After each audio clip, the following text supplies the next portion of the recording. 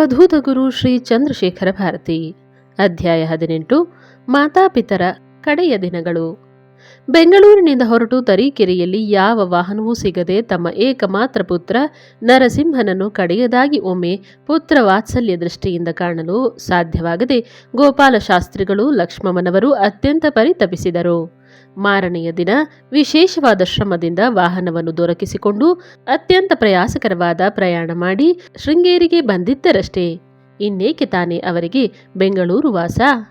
ಬೆಂಗಳೂರಿನಿಂದ ಶೃಂಗೇರಿಗೆ ಬಂದ ಬಳಿಕ ಅವರು ಕಂಡುದು ತಮ್ಮ ಏಕೈಕ ಪುತ್ರ, ಮಾತಾ ಪಿತೃವಾಕ್ಯ ಪರಿಪಾಲಕ, ಆತ್ಮೀಯನಾದ ನರಸಿಂಹ ಶಾಸ್ತ್ರಿಯನ್ನಲ್ಲ.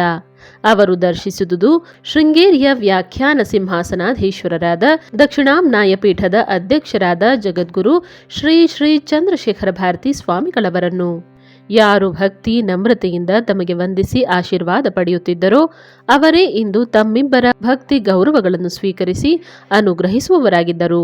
ಮಹಾಮಾತೃಶ್ರೀ ಲಕ್ಷ್ಮಮ್ಮನವರು ಶ್ರೀ ಶಾಸ್ತ್ರಿಗಳು ಬಂಧು ಮಿತ್ರರಿಂದಲೂ ಮಠದ ಅಧಿಕಾರಿ ವರ್ಗದಿಂದಲೂ ಸ್ವಾಗತಿಸಲ್ಪಟ್ಟರು.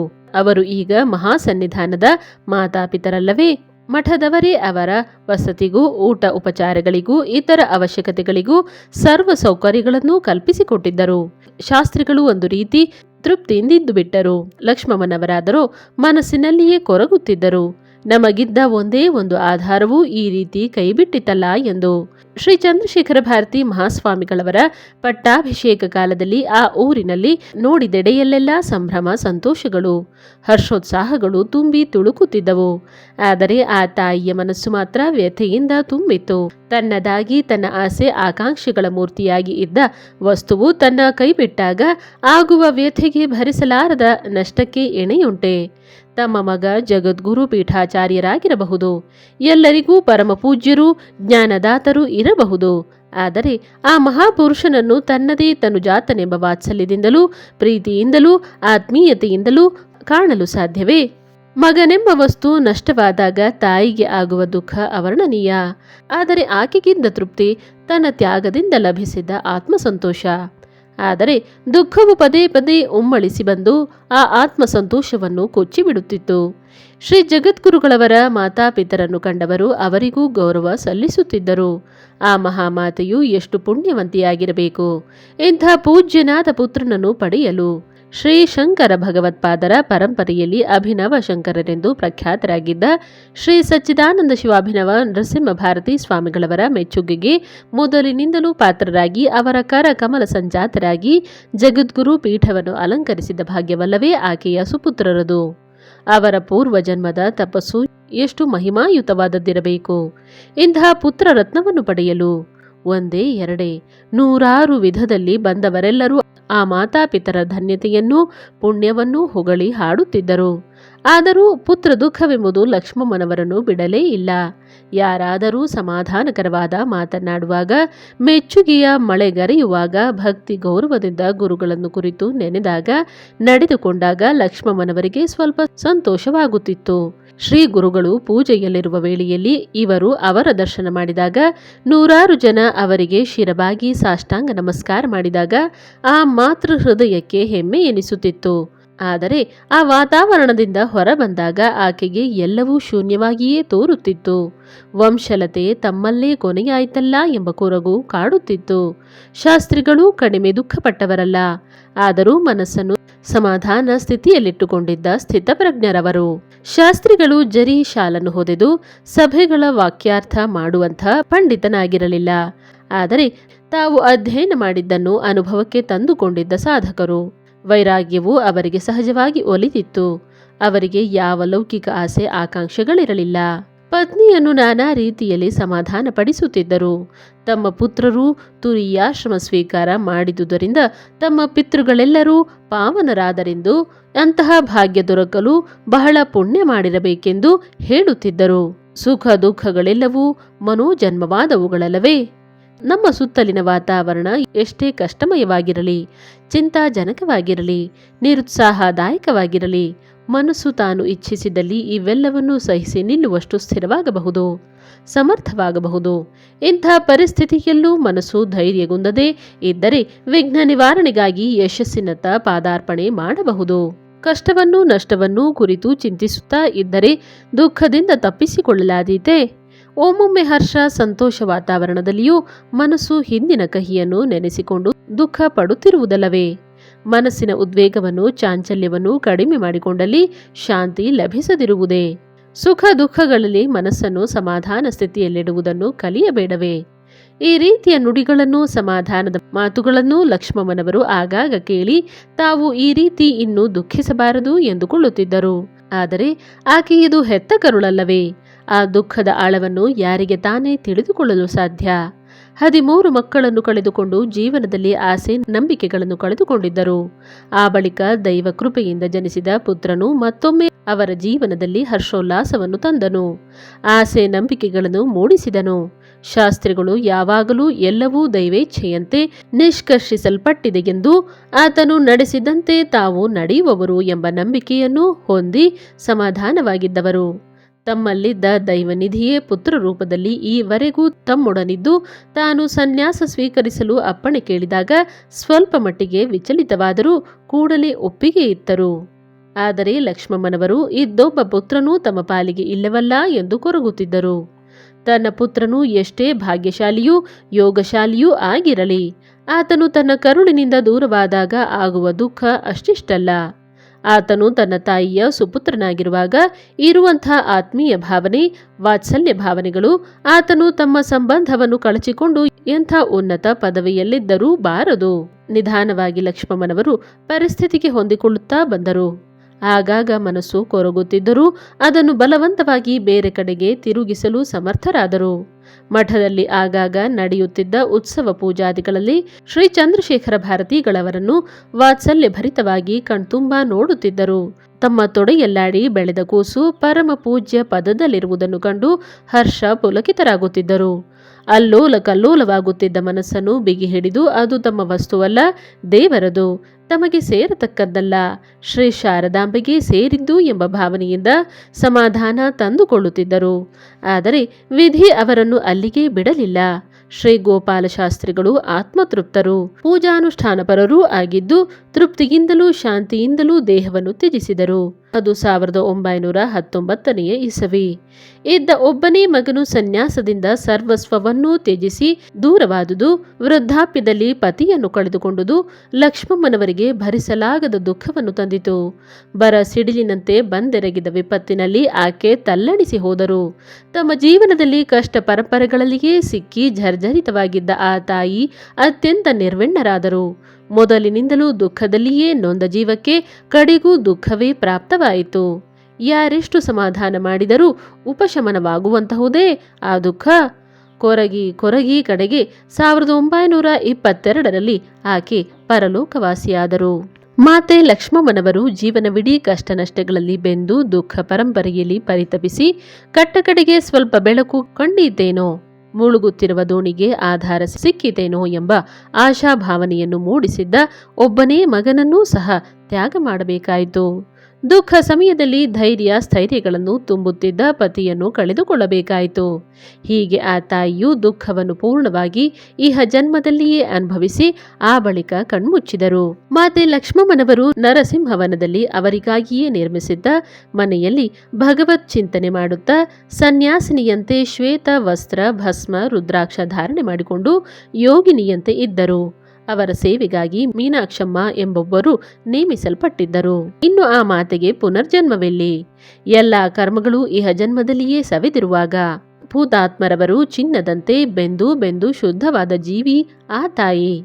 ಶ್ರೀ ಸ್ವಾಮಿಗಳವರ ಕೆಲವು ದೇವಿ ಸ್ತೋತ್ರಗಳಲ್ಲಿ ಅವರು ವ್ಯಕ್ತಪಡಿಸಿರುವ ನವಿರಾದ ಭಾವಗಳು ಅವರ ಅಂತರಂಗದ ಒಳತೋಟಿಯಿಂದ ಹೊರಹೊಮ್ಮಿದ ಭಾವಗಳು ಎಂದು ಕೆಲವರು ತಿಳಿದಿದ್ದಾರೆ.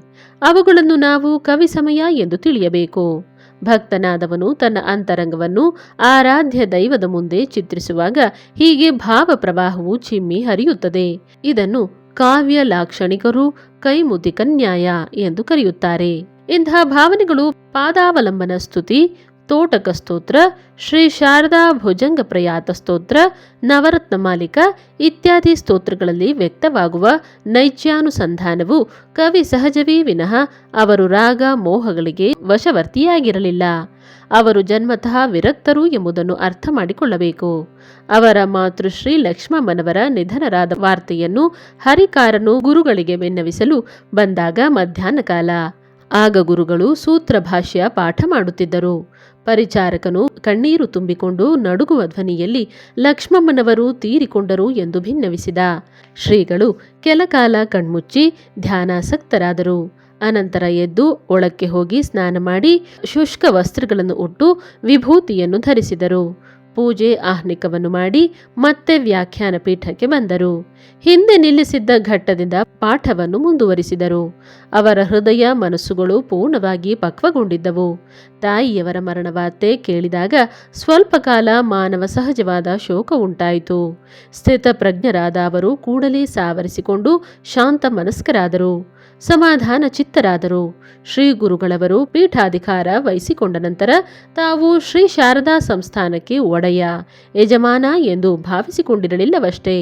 ತಾವೇ ವಿರೂಪಾಕ್ಷ ಶಾಸ್ತ್ರಿಗಳಿಗೆ ಹೇಳಿದ್ದಂತೆ ಸಮಸ್ತಕ್ಕೂ ಶ್ರೀ ಶಾರದಾ ದೇವಿಯೇ ಅಧಿಷ್ಠಾತ್ರಿ. ತಾವು ಕೇವಲ ಟ್ರಸ್ಟಿ, ನ್ಯಾಸ ರಕ್ಷಕ, ನಿರ್ವಾಹಕ, ಅದರ ರಕ್ಷಕ, ಮೇಲ್ವಿಚಾರಕ ಎಂದು ಭಾವಿಸಿ ಹಾಗೆಯೇ ನಡೆದುಕೊಳ್ಳುತ್ತಿದ್ದರು. ತಮ್ಮನ್ನು ದರ್ಶಿಸಲು ಬರುತ್ತಿದ್ದ ಪಟಗುಪ್ಪೆಯ ಪೂರ್ವಾಶ್ರಮದ ನೆಂಟರಿಷ್ಟರಿಗೆಲ್ಲ ನಾವು ಸ್ವಾಮಿಗಳ ಬಂಧುವರ್ಗಕ್ಕೆ ಸೇರಿದವರು ಎಂಬ ವ್ಯಾಜದಿಂದ ವಿಶೇಷ ಸವಲತ್ತುಗಳನ್ನು ಅಪೇಕ್ಷಿಸಬೇಡಿ, ನೀವು ಎಲ್ಲ ಭಕ್ತರಂತೆಯೇ ನಡೆದುಕೊಳ್ಳಿರಿ ಎಂದು ಹೇಳುತ್ತಿದ್ದರು. ತಮ್ಮ ಪೂರ್ವಾಶ್ರಮದ ಮಾತಾ ಪಿತೃವರ್ಯರಿಗೂ ಹೀಗೆಯೇ ಹೇಳಿಬಿಟ್ಟಿದ್ದರು. ಶ್ರೀ ಗೋಪಾಲ ಶಾಸ್ತ್ರಿಗಳಿಗೇನೋ ಅದು ಸುಲಭವಾಗಿತ್ತು. ಅವರು ಸ್ವಾಭಾವಿಕವಾದ ವೈರಾಗ್ಯವನ್ನು ಅವಲಂಬಿಸಿದ್ದುದರಿಂದ. ಆದರೆ ಮಾತೃಶ್ರೀ ಲಕ್ಷ್ಮಮ್ಮನವರಿಗೆ ಹಾಗೆ ನಡೆದುಕೊಳ್ಳಲು ಅಷ್ಟು ಸುಲಭ ಸಾಧ್ಯವಾಗಲಿಲ್ಲ. ಮಾತೆ ಲಕ್ಷ್ಮಮ್ಮನವರು ತಾವು ಜಗದ್ಗುರುಗಳ ತಾಯಿಯಾಗಿದ್ದರೂ ತಾವು ಇತರರಿಗಿಂತ ಹೆಚ್ಚು ಎಂದೇನೂ ಭಾವಿಸಿರಲಿಲ್ಲ. ಆದರೂ ತಮಗೆ ಈಗ ತಮ್ಮ ಪುತ್ರನು ಯತ್ಯಾಶ್ರಮ ಸ್ವೀಕರಿಸಿ ಜಗದ್ಗುರು ಪೀಠಕ್ಕೆ ಬಂದಾಗಿನಿಂದ ಸ್ವಲ್ಪ ಹೆಚ್ಚಿನ ಗೌರವ ಆದರಗಳು ದೊರಕುತ್ತಿರುವುದನ್ನು ಗಮನಿಸಿದ್ದರು. ಮಠದಲ್ಲಿ ನಡೆದು ಬಂದಿದ್ದ ಪ್ರತಿ ವರ್ಷದ ಸಂಪ್ರದಾಯದಂತೆ ಆ ವರ್ಷ ಶ್ರೀ ಸ್ವರ್ಣಗೌರಿ ವ್ರತದ ಅಂಗವಾಗಿ ಸುವಾಸಿನಿಯರಿಗೆ ವಿತರಣೆ ಮಾಡಿಸಲು ವಿಶೇಷವಾಗಿ ಮೊರದ ಬಾಗಿನ, ಸೀರೆ, ಖಣಗಳು ಅವರ ಮನೆಗೆ ಬಂದವು. ಮಾತೆ ಲಕ್ಷ್ಮಮ್ಮನವರು ಅವುಗಳನ್ನೆಲ್ಲ ನಿಗದಿಪಡಿಸಿದ್ದಂತೆ ಆಹ್ವಾನಿತ ಸುಮಂಗಲಿಯರಿಗೆಲ್ಲ ಅರಿಶಿಣ ಕುಂಕುಮದೊಡನೆ ಮೊರದ ಬಾಗಿನವನ್ನು ಕೊಟ್ಟರು. ಆ ಮೊದಲು ಅವರು ಅಂತಹ ಸಂಭ್ರಮದ ಸಂತೋಷದ ಕಾರ್ಯದಲ್ಲಿ ಭಾಗವಹಿಸಿರಲಿಲ್ಲ. ಬಡತನದಲ್ಲಿದ್ದಾಗಲೂ ಸಹ ಅವರು ಮೊರದ ಬಾಗಿನವನ್ನು ಕೊಡುತ್ತಿದ್ದರು, ದಿಟ. ಆದರೆ ಈಗಿನಂತೆ ಸೀರೆ ಮತ್ತು ಕುಪ್ಪಸದ ವಸ್ತ್ರಗಳನ್ನೂ ಕೊಡಲಾಗುತ್ತಿರಲಿಲ್ಲ. ಈಗ ಅವರು ಶ್ರೀ ಶಾರದಾಂಬಾರವರ ಪ್ರತಿನಿಧಿಯಾಗಿ ಈ ಬಾಗಿನಗಳನ್ನು ವಿತರಿಸುತ್ತಿದ್ದರು. ಆದರೆ ಲಕ್ಷ್ಮಮ್ಮನವರಿಗೆ ಅದು ಸ್ಪಷ್ಟವಾಗಿ ಅರಿವಾಗಿರಲಿಲ್ಲ. ಲಕ್ಷ್ಮಮ್ಮನವರು ಜಗದ್ಗುರುಗಳವರ ಮಾತೆಯಾಗಿದ್ದುದರಿಂದ ಇನ್ನೂ ಒಬ್ಬಿಬ್ಬರು ಸುಮಂಗಲಿಯವರು ತಮಗೂ ಬಾಗಿನವನ್ನು ಕೊಡಿಸಬೇಕೆಂದು ಕೋರಿಕೊಂಡರು. ಅವರು ಮಠದ ಅಧಿಕಾರಿಗಳಿಗೆ ಹೇಳಿ ಕಳುಹಿಸಿದರು. ಆಗ ಶ್ರೀಕಂಠಶಾಸ್ತ್ರಿಗಳವರು ಎಲ್ಲಕ್ಕೂ ವ್ಯವಸ್ಥಾಪಕರಾಗಿದ್ದು ಅವರು ದರ್ಪದ ಕಟ್ಟುನಿಟ್ಟಿನ ಅಧಿಕಾರಿ ಎಂಬ ಹೆಸರು ಪಡೆದಿದ್ದರು. ಆದ್ದರಿಂದ ನಿಗದಿಗಿಂತ ಅಧಿಕತರವಾದ ಖರ್ಚು ವೆಚ್ಚಕ್ಕೆ ಅವಕಾಶವಿಲ್ಲವೆಂದೂ ಹೆಚ್ಚಿನ ಮೊರದ ಬಾಗಿನಗಳನ್ನು ಕೊಡಲಾಗುವುದಿಲ್ಲವೆಂದೂ ಹೇಳಿ ಕಳುಹಿಸಿಬಿಟ್ಟರು. ಮಾತೆ ಲಕ್ಷ್ಮಮ್ಮನವರಿಗೆ ತಮ್ಮನ್ನು ಕೋರಿಕೊಂಡ ಮುತ್ತೈದೆಯರಿಗೆ ಬಾಗಿನ ಕೊಡಲಾಗಲಿಲ್ಲವಲ್ಲ ಎಂಬ ನೋವು, ತಮಗೆ ಮಠದ ಅಧಿಕಾರಿಗಳಿಂದ ಬಂದ ನಿರಾಕರಣೆಯ ಒರಟು ಉತ್ತರದಿಂದ ಅವಮಾನವೂ ಆಯಿತು. ಅವರು ತುಂಬಾ ಖೇದದಿಂದ ತಮ್ಮ ಅಳಲನ್ನು ನುಂಗಿಕೊಂಡರು. ಮಾರನೆಯ ದಿನ ಶ್ರೀ ಗುರುಗಳು ಮಾತೆಯವರನ್ನು ವಂದಿಸಲು ಬಂದರು. ಶ್ರೀಮಾತೆಯವರ ಮುಖವು ಮ್ಲಾನವಾಗಿರುವುದನ್ನು ಅವರು ಸೂಕ್ಷ್ಮವಾಗಿ ಗಮನಿಸಿದರು. ತಾಯಿಯವರನ್ನು ಮೃದುವಾಗಿ ಕೇಳಿದರು, ಅವರ ದುಗುಡಕ್ಕೆ ಕಾರಣವೇನೆಂದು. ಆಗ ಲಕ್ಷ್ಮಮ್ಮನವರಿಗೆ ದುಃಖವು ಉಮ್ಮಳಿಸಿ ತಮಗಾದ ಅವಮಾನದ ಹಿನ್ನೆಲೆಯನ್ನು ಕಣ್ಣೀರು ಹಾಕುತ್ತಲೇ ಹೇಳಿಕೊಂಡರು. ಶ್ರೀ ಗುರುದೇವರು ಮಾತೆಯವರನ್ನು ಸಮಾಧಾನಪಡಿಸುತ್ತಾ, ತಾಯಿ, ಈ ಬಡತನಕ್ಕೆ ಮುಖ್ಯವಾದ ಕಾರಣಗಳು ಎರಡು ಎಂಬುದಾಗಿ ಶಾಸ್ತ್ರಗಳು ಹೇಳುತ್ತವೆ. ಪೂರ್ವಜನ್ಮದಲ್ಲಿ ಯಥೇಚ್ಛವಾಗಿ ಐಶ್ವರ್ಯವಿದ್ದರೂ ಲೋಭದಿಂದ ದಾನ ಮಾಡದೇ ಇದ್ದುದು. ಮತ್ತೊಂದು ಕಾರಣವೆಂದರೆ ಮಠ, ಛತ್ರ, ದೇವಸ್ಥಾನಗಳ ಆಸ್ತಿಪಾಸ್ತಿಗಳನ್ನು ಸ್ವಂತಕ್ಕಾಗಿ ಉಪಯೋಗಿಸಿ ದೈವದ್ರೋಹ ಮಾಡಿರುವುದು. ಈಗ ಬಡತನವಿದ್ದರೂ ದಾನ ಮಾಡಬೇಕೆಂಬ ಸದಾಶಯವಿರುವುದೇನೋ ಒಳ್ಳೆಯ ಲಕ್ಷಣವೇ. ಆದರೆ ಆ ದಾನವು ಸ್ವಂತ ಗಳಿಕೆಯಾಗಿರಬೇಕು. ಈಗ ತಾವು ಮಾಡಿರುವ ಈ ಮೊರದ ಬಾಗಿನದ ವಿತರಣೆ ಶ್ರೀಮಠದಿಂದ ಬಂದಿದ್ದು. ಶ್ರೀ ಶಾರದಾಂಬಾರವರ ಪ್ರತಿನಿಧಿಯಾಗಿ ಮಾಡಿದ್ದೀರಿ. ಇದು ತಮ್ಮ ಸ್ವಂತದ್ದಲ್ಲ. ಮಠದ ಅಧಿಕಾರಿಗಳು ಹಿಂದಿನಿಂದ ಬಂದ ರೂಢಿ ಸಂಪ್ರದಾಯಗಳನ್ನು ಪಾಲಿಸಿದ್ದಾರೆ. ಅವರು ಕೊಟ್ಟದ್ದಕ್ಕಿಂತ ಹೆಚ್ಚಿನದನ್ನು ತಾವು ಕೇಳಬಾರದಾಗಿತ್ತು. ನಾವು ಈ ಪೀಠದಲ್ಲಿರುವುದರಿಂದ ಈ ಮಠದ ಮತ್ತು ಇದರ ಎಲ್ಲ ಆಸ್ತಿಪಾಸ್ತಿಗಳಿಗೆ ನಾವೇ ಒಡೆಯರು ಎಂದು ಭಾವಿಸಬಾರದು. ನಿಮ್ಮನ್ನು ಆಶ್ರಯಿಸಿರುವವರು ಹಾಗೆ ಭಾವಿಸಬಾರದು. ಆದರೆ ತಾವು ಮಾತ್ರ ಹಾಗೆಂದುಕೊಳ್ಳಬೇಡಿ. ಇದರ ಒಡೆತನ ಶ್ರೀ ಶಾರದಮ್ಮನವರದು. ನಾವು ಕೇವಲ ಅದರ ನ್ಯಾಸಪಾಲಕರಷ್ಟೇ ಎಂದು ನುಡಿದರು. ಶ್ರೀ ರಮಣ ಮಹರ್ಷಿಗಳವರ ತಾಯಿಯವರಾಗಿದ್ದ ಮಾತೆ ಅಲಗಮ್ಮನವರಿಗೂ ಸ್ವಲ್ಪ ಕಾಲ ತಾನು ಸ್ವಾಮಿಗಳ ತಾಯಿ, ತನಗೆ ಈ ಆಶ್ರಮದಲ್ಲಿ ವಿಶೇಷ ಸ್ಥಾನ ಅಧಿಕಾರವಿದೆ ಎಂಬ ಭಾವನೆಯಿತ್ತು. ಶ್ರೀರಮಣರು ಬಲು ಬೇಗ ಆಕೆಯ ಭ್ರಾಂತಿ ಮೋಹಗಳನ್ನು ಹೋಗಲಾಡಿಸಿದ್ದರು. ಶ್ರೀ ಗುರುಗಳ ಮಾತಾಪಿತರನ್ನು ನೋಡಿಕೊಳ್ಳಲು ವಿಶೇಷ ವ್ಯವಸ್ಥೆಯೇನೋ ಇತ್ತು. ಒಳ್ಳೆಯ ವಾಸದ ಮನೆ, ಅವರ ಸೇವೆಗೆ ಒಬ್ಬಿಬ್ಬರು ನೌಕರರೂ ಇದ್ದರು. ಆದರೂ ಸಹ ಅವರಿಗೆ ತಾವು ಜಗದ್ಗುರುಗಳ ಮಾತಾಪಿತರು ಎಂಬ ಹಮ್ಮು ಬೆಮ್ಮು ಬರದಂತೆ ಗುರುದೇವರು ಅವರನ್ನು ಆಗಾಗ ಎಚ್ಚರಿಸುತ್ತಲೇ ಇದ್ದರು. ಗೋಪಾಲ ಶಾಸ್ತ್ರಿಗಳಂತೂ ವೈರಾಗ್ಯ ನಿಧಿ. ಮಾತೆ ಲಕ್ಷ್ಮಮ್ಮನವರು ಕ್ರಮೇಣ ಪುಟವಿಟ್ಟ ಚಿನ್ನದಂತಾಗಿ ತಮ್ಮ ಎಲ್ಲ ಲೌಕಿಕ ಆಸೆ ಆಕಾಂಕ್ಷೆಗಳಿಂದಲೂ ಮುಕ್ತರಾಗಿದ್ದರು. ಅವರಿಗೆ ಆಗಾಗ ಬಾಧಿಸುತ್ತಿದ್ದ ನೋವೆಂದರೆ ಪುತ್ರ ವ್ಯಾಮೋಹ. ಅದರಿಂದ ಬಿಡುಗಡೆ ಹೊಂದಲು ಅವರಿಗೆ ಕಷ್ಟವೇ ಆಯಿತು. ಕ್ರಮೇಣ ಅದರಿಂದಲೂ ಕಳಚಿಕೊಂಡರು. ತಾವು ಶ್ರೀ ಶಾರದಾಂಬಾರವರಿಗಾಗಿ ಪಡೆದ ಮಗು ಇದು. ಇದನ್ನು ಆ ತಾಯಿಗೆ ಕೊಟ್ಟು ಬಿಡಬೇಕು. ಕೊಟ್ಟಿದ್ದೇನೆ ಎಂಬ ಭಾವನೆ ಅವರಲ್ಲಿ ಕೊನೆ ದಿನಗಳಲ್ಲಿತ್ತು. ಅಧ್ಯಾಯ 19. ಗುರುದೇವರ ತೀರ್ಥಕ್ಷೇತ್ರ ಯಾತ್ರೆ. ಕುಂಭಾಭಿಷೇಕವಾದ ಬಳಿಕ ಸುಮಾರು 7 ವರ್ಷಗಳ ಕಾಲ ಶ್ರೀ ಗುರುದೇವರು ತಪೋನಿರತರಾಗಿದ್ದರು. ಕ್ಲುಪ್ತ ಕಾಲಗಳಲ್ಲಿ ಶ್ರೀ ಶಾರದಾಂಬಾ ದರ್ಶನಕ್ಕೂ ಮತ್ತು ತಮ್ಮ ಗುರುವರ್ಯರ ಅಧಿಷ್ಠಾನಕ್ಕೂ ದಯಮಾಡಿಸುತ್ತಿದ್ದರು. ಆಗಲೇ ಇತರರಿಗೆ ದರ್ಶನವೂ ಭೇಟಿಯೂ ದೊರಕಬೇಕಾಗಿದ್ದಿತು. ಕೆಲವೇ ಜನ ಯೋಗ್ಯರಾದ ಶಿಷ್ಯರಿಗೆ ಅವರ ಅರ್ಹತೆಯನ್ನು ಪರೀಕ್ಷಿಸಿ ತಿಳಿದುಕೊಂಡ ಬಳಿಕ ಪಾಠ ಪ್ರವಚನ ನಡೆಸುತ್ತಿದ್ದರು. ಉಳಿದ ಕಾಲದಲ್ಲೆಲ್ಲ ಅವರ ದರ್ಶನ ಲಭ್ಯವಾಗುವುದೂ ಸಹ ಅಸಾಧ್ಯವಾಗುತ್ತಿತ್ತು. ತಮ್ಮ ಅಪಾರ ಜ್ಞಾನವನ್ನು ಅನುಭವಕ್ಕೆ ತಂದುಕೊಳ್ಳುತ್ತಿದ್ದ ಶ್ರೀ ಗುರುಗಳು ಯೋಗ ಸಾಧನೆಯಲ್ಲಿಯೂ ಸಹ ಮುಂದುವರೆದಿದ್ದರು. ವಾಸನಾಕ್ಷಯವನ್ನು ಮತ್ತು ಮನೋನಾಶವನ್ನು ಸುಲಭದಿಂದ ಸಾಧಿಸಿ ಶ್ರೀ ಗುರುವರ್ಯರು ಜೀವನ್ಮುಕ್ತ ಸ್ಥಿತಿಯನ್ನು ಈ ವೇಳೆಗಾಗಲೇ ಮುಟ್ಟಿದ್ದರು. ಈ ಮಧ್ಯೆ ಗುರುಗಳ ದರ್ಶನಕ್ಕಾಗಿ ಕಾತರರಾದ ಭಕ್ತರಿಂದಲೂ ಶಿಷ್ಯ ವರ್ಗದವರಿಂದಲೂ ಗುರುಗಳು ಸಂಚಾರ ಕೈಗೊಳ್ಳಬೇಕೆಂದು ಪದೇ ಪದೇ ಪ್ರಾರ್ಥನೆಗಳು ಬರುತ್ತಲೇ ಇದ್ದವು. ಆದರೆ ಈ ವಿಷಯವಾಗಿ ಗುರುಗಳು ಯಾವ ಆಲೋಚನೆಯನ್ನೂ ಮಾಡಿರಲೇ ಇಲ್ಲ, ನಿರ್ಧಾರಕ್ಕೂ ಬಂದಿರಲಿಲ್ಲ. ಹೀಗಿರುವಾಗ ಮೈಸೂರಿನ ಮಹಾರಾಜರಾಗಿದ್ದ ನಾಲ್ವಡಿ ಶ್ರೀಕೃಷ್ಣರಾಜ ಒಡೆಯರವರು ಶ್ರೀ ಗುರುಗಳವರಿಗೆ ಪ್ರಾರ್ಥನಾ ಪತ್ರವನ್ನು ಕಳುಹಿಸಿ ಶ್ರೀ ಗುರುವರ್ಯರು ಮೈಸೂರಿಗೆ ದಯಮಾಡಿಸಬೇಕೆಂದು ತಮ್ಮನ್ನು, ತಮ್ಮ ಕುಟುಂಬ ವರ್ಗದವರನ್ನು, ತಮ್ಮ ಪ್ರಜೆಗಳನ್ನು ಆಶೀರ್ವದಿಸಿ ಅನುಗ್ರಹಿಸಬೇಕೆಂದು ಕೇಳಿಕೊಂಡಿದ್ದರು. ಅಲ್ಲಿಯವರೆಗೆ ಸಂಚಾರದ ವಿಷಯವನ್ನೇ ಆಲೋಚಿಸದಿದ್ದ ಶ್ರೀ ಗುರುಗಳು ತಮ್ಮ ಗುರುಗಳ ಸಮಾಧಿಯಲ್ಲಿ ಧ್ಯಾನ ನಿರತರಾಗಿದ್ದು ಸಂಚಾರಕ್ಕೆ ತಮ್ಮ ಗುರುವರ್ಯರ ಅಪ್ಪಣೆಯನ್ನು ಅಂತಃಪ್ರೇರಣೆಯ ಮೂಲಕ ಪಡೆದರು.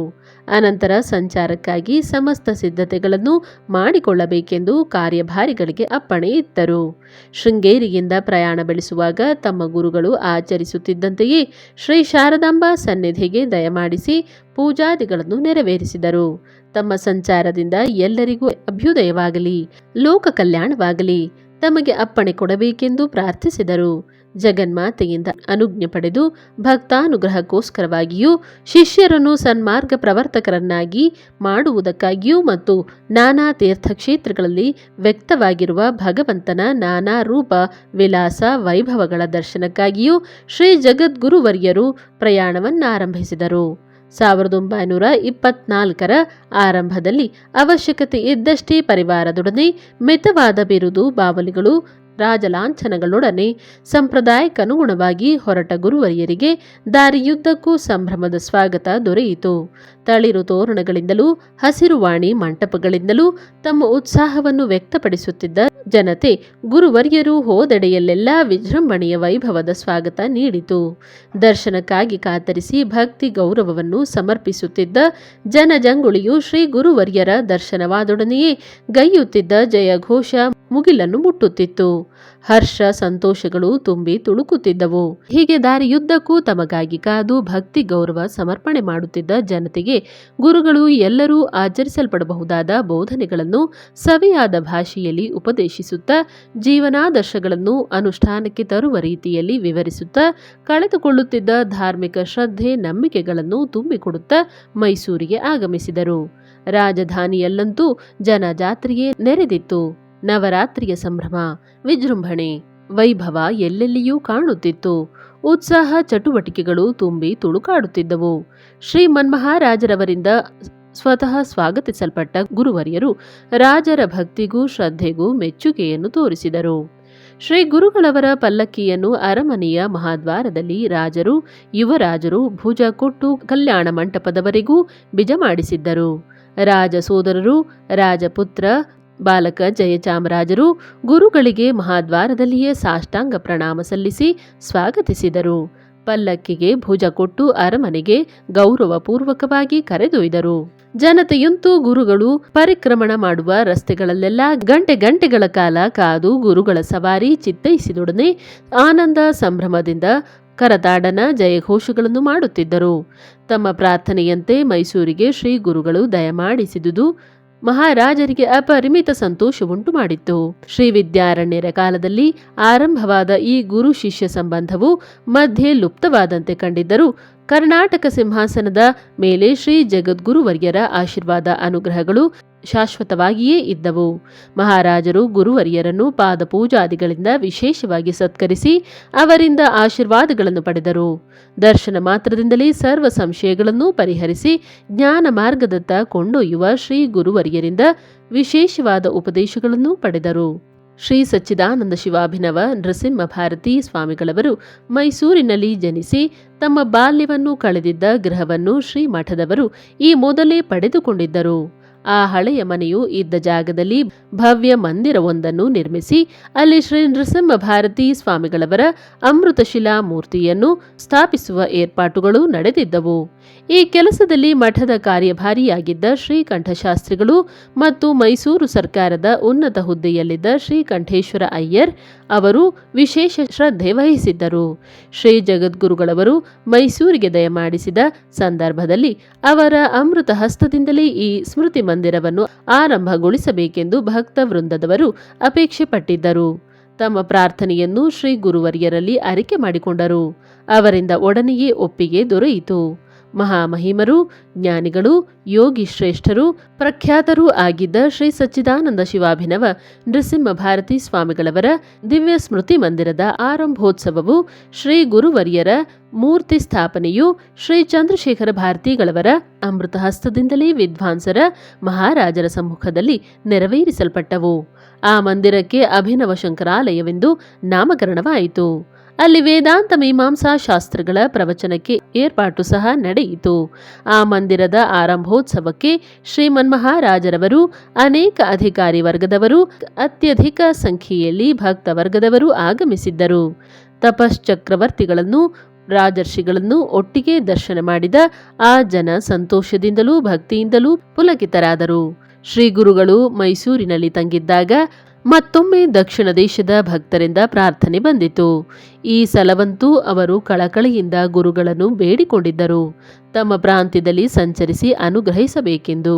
ಆ ಸಲುವಾಗಿ ಶ್ರೀ ಗುರುಗಳು ತಮ್ಮ ದಕ್ಷಿಣ ದೇಶದ ಯಾತ್ರೆಯನ್ನು ಕೈಗೊಳ್ಳಲು ನಿರ್ಧರಿಸಿ ರಾಜರನ್ನೂ ರಾಜ ಕುಟುಂಬದವರನ್ನೂ ಮೈಸೂರಿನ ಪ್ರಜೆಗಳನ್ನೂ ಆಶೀರ್ವದಿಸಿ ಫಲಮಂತ್ರಾಕ್ಷತೆಗಳನ್ನಿತ್ತು ಮುಂದಕ್ಕೆ ಪ್ರಯಾಣ ಬೆಳೆಸಿದರು.